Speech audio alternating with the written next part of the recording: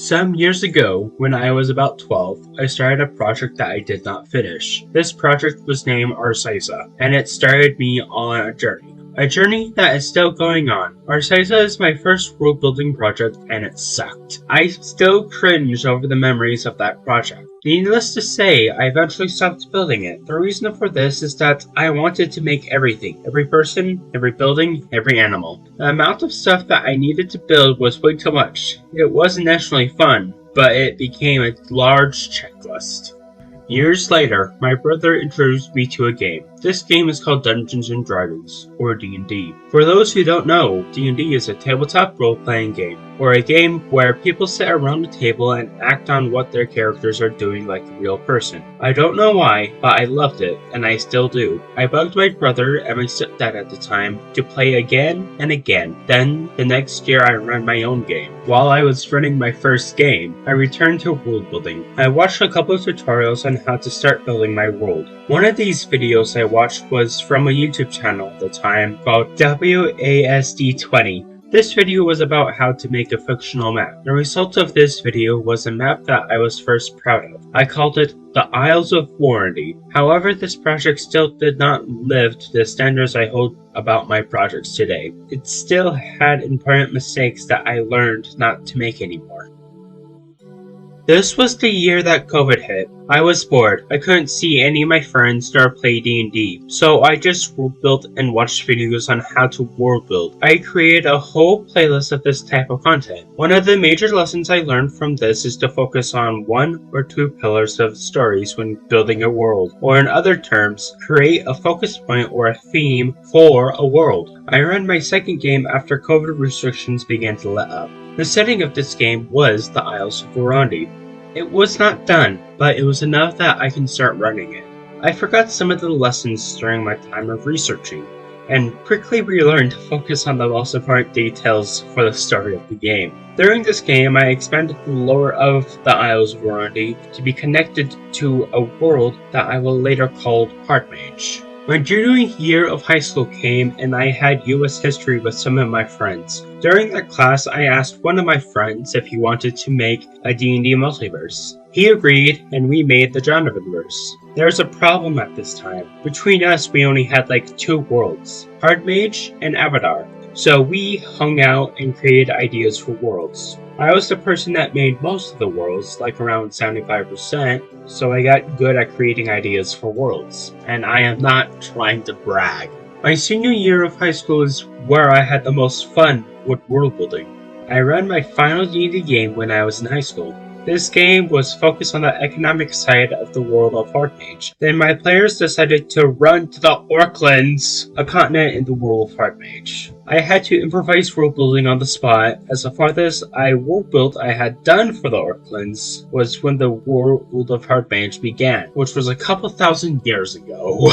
When I wasn't working on the world of Hardmage, I was working on a new world named Crisis. Crisis is my high fantasy world and is where I got to experiment with new ideas for world building. One of these ideas was a magic system where magic is based on planetary alignment. The more planets are aligned, the more magic exists on Crisis. The less the planets are aligned, the less magic exists. These ideas for this world allowed me to experiment with my world building style and figure out what I like and what I don't like. Then I went to college. I put world building and D&D on pause until I got players for a D&D game, and I wanted to focus on school during that time. I spent time learning and improving my critical thinking skills. I didn't realize it at the time, but those skills I learned from a single semester of college improved my world building tenfold. Critical thinking is just one of those skills that world building just needs in order to take it to the next level. During my freshman year of college, I took an English course that required us to write a research paper, minimum of 7 pages. Me being me, I chose world building in our stories as my topic. I learned some stuff that changed my perspective about world building. One of these things being the world line. This idea sparkled my brain. This idea was so fundamental to world building and the creative writing communities, but yet I did not discover it until 6 years later when I started. This is where I will switch from me telling you the story about me and world building to where I interview my players from the D&D games I have hosted over the years. Please note I have edited the audio. I have kept rules on how I edited it. The first rule is that I will only cut out the silence between words and sentences. The second rule is that I will cut out real life names and stuff that doesn't fit with the rest of the podcast. I noticed something while I was editing these interviews. The first and second questions I got different responses for each. But the third question is where something interesting happened. They all talked about the creative writing elements and how I need to get better at them. Anyway, time for the interviews. The first interview is with one of my players who has been with most of my journey since the very first campaign. If you were listening to the story portion, he's the one who created the Genevers with me. He has basically grown up with me over the years on creating these. So I'll switch over to his interview, and then after that, we will talk about the rest of the interviews will be with my players of my current campaign. Okay, so what is the biggest thing that you saw or experienced as I got better as a world builder and a game master? The world builder and a game master, I'd say. That's hard to think of on the top of my head, but I guess one of the nice things I noticed is that just the depth you went to like create your worlds improved a lot more. Like whenever we played, like even just in towns, like towns often started to feel more alive as you got better. You started to like really like pay attention to like the smaller details, and it feels like your worlds were very fleshed out. Like, it didn't feel like something you just threw together. It felt like something you actually put effort and passion into, and I really appreciate that. That's probably one of your greatest strengths as a DM. I was not expecting that. Okay. Question number 2. How did that thing affect you as a player, maybe even as a person? Affected me as a player. Well, first off, it definitely encouraged me a little bit to put more effort into my worlds. It inspired me a little bit. I'd say it definitely made the games feel a lot more fun. It made me want to interact with the world more. I think that's about it as I have for that one. Okay. Last and third question is, where's the largest area that I can improve in as a world builder, maybe even a game master? As a world builder, I don't know how much there is as like a general world builder. Your worlds are fleshed out, and they're very fun to play in. As a game master in general, I would say definitely, the combats, if we're playing like a game, definitely could improve. But I feel like that's besides the point. Other than that, I guess sometimes you could work a little bit more on like how NPCs like talk to people and like how they talk to the players. Sometimes their speech makes them feel a little off, I guess. And there's some that it's kind of hard to take seriously. But I wouldn't say that's too major criticism. That's not something I notice a lot. Yeah, that's it. Okay. Thank you for letting me interview you. Yep, no problem. Okay, so first question. What is the biggest thing that you saw or experienced while you were in this game? Well, I think this is the first thing I saw or experienced. What is the biggest thing that you experienced? The biggest thing. Something I didn't really realize about Dungeons and Dragons before is that the game is more than resting and combat, but there's actually like puzzle solving and problem solving that happens with a group, with a team, or I guess with a party. And I thought that was really cool. I saw that, especially towards the end, that it was more than just combat. We had to talk to people and come to solutions and figure out what our objective was. So I thought that was a really cool aspect of the game I hadn't realized before. Nice. Second question. How did that thing affect you as a player, or maybe even as a person?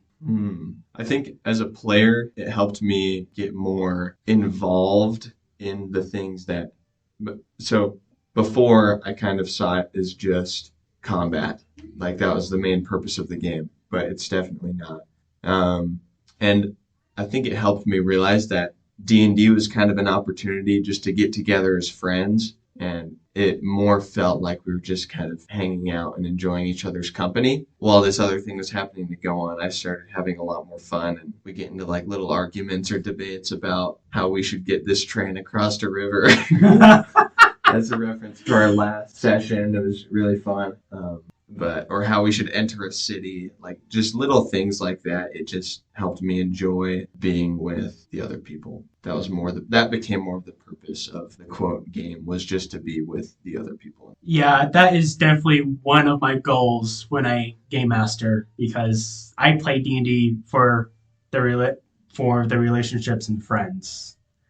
That is basically where I can run into it and just have fun. It's basically where I can relax. Okay. Last and third question. Where is the biggest area that I can improve in as a world builder, maybe even a game master? Hmm. I feel like sometimes as we played, I wasn't quite sure of the objective, which I think maybe it's not, that's a good thing too, because that helps us think more and say, like, okay, what are we trying to do? Which I think is how it would be if we were actually out in some fantasy world on an adventure. It's not like our objective just pops up in front of us in the little text box, but I thought you did a good job at that. And I also thought there was a good balance of combat and like giving the players more information about the story. I also thought there was good aspects of puzzles. So I guess basically what I'm saying was there was a good balance. I really enjoyed that. I think the only thing that I would maybe do differently if I were DMing would be to, can I say, so I don't know if I can say this really. I came just late to just about I don't know who my audience is right now. I came late to just about every single D&D session. Towards the end, I'm getting better. Yep. So I don't really have the room to say, like, pick up the pace a little bit, but sometimes it felt like that. It would be nice to get through a little bit more story in less time, or see more things happen. So that, or like rotating through turns quicker to see what people do. But other than that, it was amazing. You're a wonderful dungeon master. Let this all who are listening know. Howdy. Hello. Speak up into the microphone, please. Hello. Okay. The first question is, what was the biggest thing that you experienced in our game this year? Biggest thing, like funnest thing, like more like extravagant. What is the biggest thing that has helped you with your experience with our game? Honestly, just having a really descriptive world is like one of the biggest things for me, because I can really dive myself deep into how the world works. Nice. Am I able to do that? Yes. Okay. Just making sure. Okay. Question 2. How did that thing affect you as a player? Maybe even as a person? See, from a player's perspective, it was really sparked my curiosity because I wanted to explore everything. Because I like playing RPGs. It's an RPG. You can just explore the world. That makes sense. Yeah. D&D is fun for that. Yeah. There's many different reasons, but why D&D is fun. But I'm not going to get into it. Okay. The third and last question is, what is the biggest area that I can improve in as a world builder, maybe even a DM? I don't mean it's too harsh, but there are times when you would like throw us into some kind of scenario without explaining of what our surroundings look like. Now, granted, as a player, I'm not sure if you're doing that on purpose or like we're supposed to ask you what the place looked like. So I don't know. Yeah, I've been noticing that. I've been having that problem too. Yeah, because like I think when we did that first boss fight, there wasn't a whole lot of explanation, or like even the dungeons after that. I think were the biggest things, is because we get to a place and then you just kind of look at this and like, what do you want to do? Like, I don't know what the world looks like. Okay. If that makes sense. Yeah, that makes perfect sense. Okay. And that is... Anyway, thank you for letting me interview you. You're welcome. Hope I'm not too quiet. I can boost you in post. That's good. Yeah. Okay, so what is the biggest thing that you experienced while we were playing our game this year? I really liked the world that we were in. It was very immersive. I felt like we were I could really imagine it. And it was also just fun being able to just bond with everyone in the party. Nice. Yeah, that was like my intended goal, especially since I have spent like around 4 years at this point building Hard Mage. Yeah. It was just insane. Okay, next question is, how did that thing affect you as a player? Maybe even as a person? Well, I think since I was playing as the rogue, I started off kind of just wanting to be evil and steal everything and kill people. But I just started caring more as we got into it. I started caring more about our consequences and how all my actions will affect us as a group. So I started to think more carefully, and that made it a lot fun. Yeah, I love doing I love seeing how players are affected by their actions. Yeah. That, to me, as a game master, is the fun part. Okay. The last question of what appears to be a 2-minute interview so far is, where is the biggest area that I can improve in world building or as a game master? I think the world building is great. I can't think of much for that, but as a game master, I think you could be a lot more specific about describing everything, so we really know what's going on all the time, and also increasing the pace, because we went pretty slowly. So I think feel free to interrupt us, especially when we're just getting silly and doing random crap that doesn't matter. Just interrupt us and keep the story going, I think. Okay, thank you. Yeah, no problem.